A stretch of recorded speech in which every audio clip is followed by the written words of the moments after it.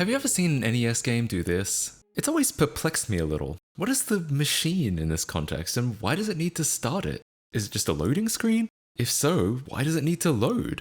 Pretty much all NES games I can think of start instantly, so why can't this one? Well, if you've seen this screen, I have some bad news. You were unlucky enough to receive an unlicensed Nintendo game.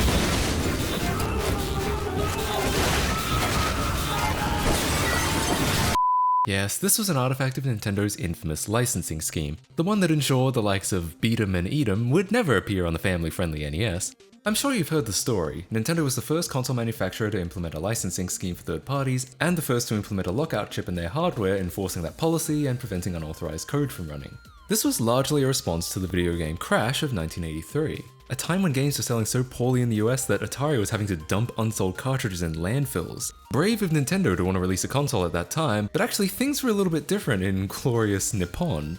That very same year, Nintendo had released the Famicom there, and it was a runaway success, so naturally, with the right strategy, they felt they could recreate that success overseas as well. And part of that strategy would be to not let its game library spiral out of control and become the Wild West. And no, I'm not just talking about Custer's Revenge, though that is certainly relevant here. And in the end, it paid off. The NES was a smash hit worldwide due in no small part to the fact that Nintendo ensured a certain degree of quality in its game library. And when you think about it, that's kind of the magic ingredient to any great game console, the perception that it's somehow special. But despite the fact that this practice helped massively to revive the console industry and quickly became standard practice with all console manufacturers from then on, back then, not everyone accepted it, particularly when it came to developers in America. I guess they really wanted to see some more 8-bit porn. And on that bombshell, let me take a moment to thank the sponsor of this video, Skillshare. Skillshare is an online learning platform with courses on almost anything you can imagine. I love learning new skills, and with over 35,000 classes, there are a lot of skills that Skillshare can help you learn. If you're interested in doing what I do, there are courses that cover pretty much everything you need to know, from video production to coding, graphic design, and setting up a business, and that's really just scratching the surface as far as the courses they have on offer. There are even courses from other tech-centric YouTubers like MKBHD's YouTube Success course. Additionally, Skillshare focuses on learning interactively by working towards completing a project rather than just studying raw information. People often ask me how to get started in learning new things, and I always say having a project to complete is by far the best way. In fact, I've always struggled to memorize things if I don't have a tangible goal, so Skillshare's approach really appeals to me. I like the idea of having an end result that keeps me motivated through the inevitable tough parts of learning new things. So if you're interested in picking up a new skill, check out the Skillshare link in the description down below. The first 1,000 people to use the link or my code MattKC will get a 1-month free trial. And now back to this. Now, to be fair, Nintendo's approach was a little heavy-handed and arguably was a little greedy. Let's say you wanted to make an NES game. Well, assuming you passed the whole approval process, now you're going to need some cartridges to sell to all the little kiddies. Now, who's the only cartridge manufacturer in town? Why, it's Nintendo, of course, and they want you to buy at least 10,000 cartridges up front. Don't think you could sell that many? Tough shit, that's how many you're paying for. You could also only release 5 games per year at a time when games could frequently be made by a handful of people in just a few months. To top it all off, you are contractually obligated to keep each game exclusive to the NES for at least 2 years. Basically, it's not hard to see why Nintendo made so many enemies in the 80s. Third parties had so many hoops to jump through, and they had a ton of financial risk just to get a game out there. For small companies, there was a lot at stake, with very little guarantee of a return. Indeed, some companies reportedly never made a profit at all from the NES due to being stuck with more cartridges than they could actually sell. This all brings us to Color Dreams, one such small American developer that had no interest in Nintendo's restrictive licensing scheme. Well, that's all well and good. There is technically nothing stopping you from releasing unlicensed games, but of course there is that pesky lockout chip preventing any consumers from actually running them. With a lot of developers not willing to play along, a lot of people made attempts to circumvent this chip. Former console king Atari, under the name Tengen, created a clone of the chip by, and this is true, lying to the government to receive a copy of Nintendo's patent. They obviously got sued to hell. Others would implement far more primitive approaches, like forcing players to attach a licensed game so the unlicensed one could pass its lockout chip through, but Color Dreams had something a little different up its sleeve. The NES lockout chip was actually a little crude.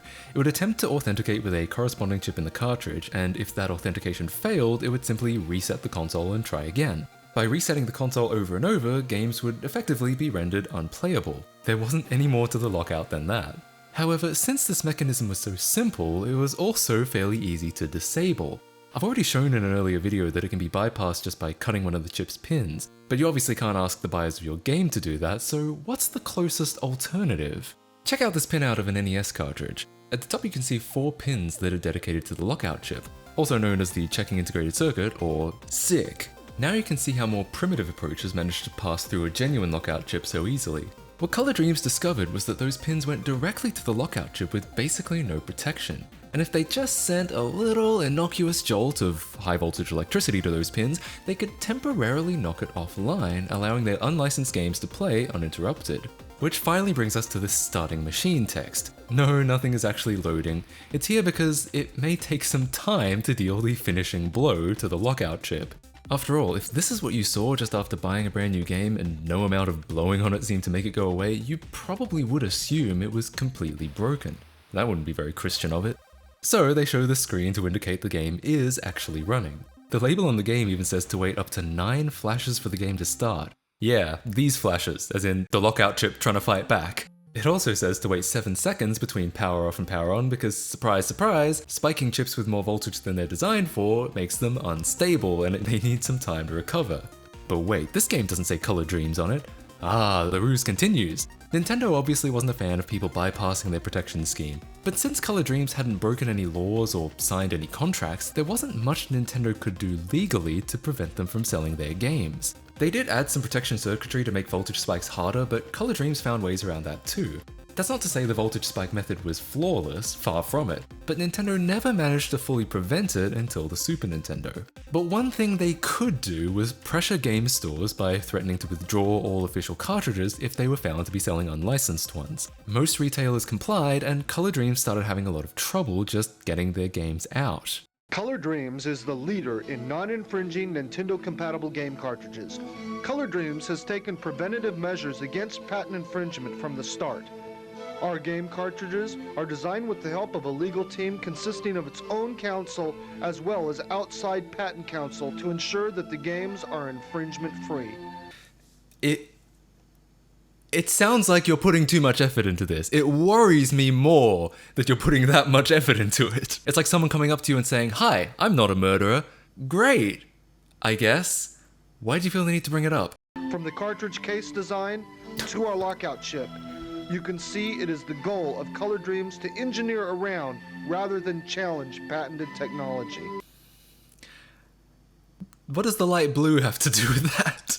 Did you really have to do the light blue? You can see it is the goal of Color Dreams to pick the weirdest color possible for our Nintendo cartridges. The fact that Nintendo has not sued Color Dreams is perhaps your best assurance that our games are infringement-free. Yeah, that's probably the best proof. I'm not a murderer. I haven't killed anyone yet. Eventually, Color Dreams started to look to other distribution channels that couldn't be influenced by Nintendo. And they did eventually find one in the form of Christian bookstores. Yeah, since they don't sell, well, anything fun, Nintendo had no leverage over them and therefore couldn't stop Color Dreams from selling games there. So, under the label Wisdom Tree, Color Dreams could carry on releasing unlicensed, now religious games like this one. In fact, many early Wisdom Tree games were just re-releases of their existing games, but with new Christian themes. I've always been fascinated by unlicensed cartridges. It's the same fascination I have with console modding in general, but compared to what we're used to today, or even in the 90s and 2000s, the technology back then was far more primitive. I was kind of curious about how exactly this voltage spike worked. I mean, it sounds simple enough, but what exactly is it doing? And how are they not just frying the chip into oblivion? Well, it turns out at some point Color Dreams' schematics, source code, and documentation for their lockout circumvention leaked, so we can actually take a look at exactly how it all worked. It details various different versions of the lockout circuit. Sadly, none of these versions had a spell check they could use. Throughout several releases, they use an array of different voltages and timings. Negative 0.7 volts here, negative 2.25 there, 2 milliseconds, 10 microseconds. Reading it, you get a very palpable sense of how much of a balancing act it was to spike the chip just enough to stun it, but not enough to cause, quote, overheating and crashing. All while trying to accommodate both newer models that have protection circuitry requiring more volts to bypass, and older models with no protection where those same high voltages would be very dangerous. And all in the name of Jesus, really. What would Jesus do? He would fry your Nintendo, you fucking heathen. One version of the circuit has as many as 9 different methods that it switches between to account for as many scenarios as possible. but they never managed to get 100% success. Even in the most recent design listed here, as many as 13% of their test consoles still couldn't be cracked, and at the end they finally proposed just making an actual clone chip, conceding that voltage spikes will probably never be fully compatible. At least they intended to clone it without violating any copyrights, which is more than could be said for Tengen. Then again, Tengen was the only company to actually succeed in cloning the 10NES back then. Sadly, Color Dreams never managed to do it. Their last two console releases were Sunday Funday, a game which still uses the same tried and true-ish voltage spike method, and Super Noah's Ark 3D, where they were reduced to using the piggyback approach. Color Dreams, or more specifically Wisdom Tree, is still around, at least that's what they say, apparently mainly redistributing and remastering their old NES games for use in plug-and-play systems and on PC. It is in fact possible to buy Super 3D Noah's Ark on Steam, but will I? No. Anyways, I hope you enjoyed this deep dive into something that I find really interesting. As always, thank you so much for watching, and I'll see you all in the next one. Bye guys. Subscribe to MattKC.